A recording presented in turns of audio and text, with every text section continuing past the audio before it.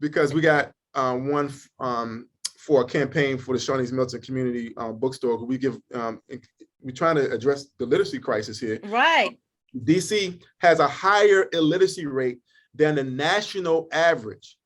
And there's a direct correlation between violence, crime, and illiteracy. So if you want to get tough on crime, we need to get tough on literacy. And I think it's incumbent upon the writers to pick up this mantle to espouse literacy, because we need to understand that literacy is not, these kids can read, the words on the paper, but then you ask them, read this article, tell me what you think.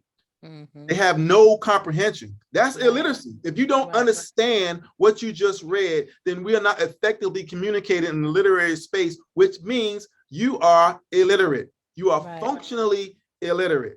So this bookstore exists in your radio station, right? But yeah, we collect books at WEAC Radio, and we partner with Busboys and Poets in the Anacostia location. All of this on the radical side of Martin Luther King Avenue in the Anacostia, on the Bill of Nations capital.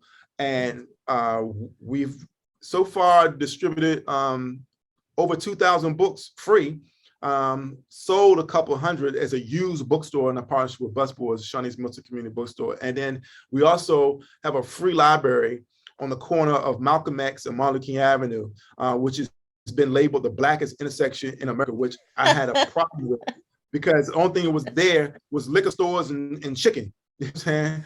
And so unfortunately, we had one shooting too many where a child was killed, and there's a beautiful mural created by Nia Khan.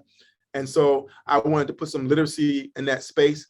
And so it's a quote by Malcolm X that says, people don't recognize how one book can change a man's life. One book. And so it's that, trying to match the right book with the right person to have that transformative experience. Because I tell people there's nothing more transformational than traveling. I had to go to Kenya. I had to go to Nairobi. I had to spend the longest amount of time outside of America. The longest time I spent outside America, before or since 6 weeks, I have not been outside the country for that length of time. And I look forward to doing it again. And it changed my thinking. It changed my thinking. But everyone doesn't have are not afforded that opportunity. The next best thing to have a transformational experience is reading. Yep.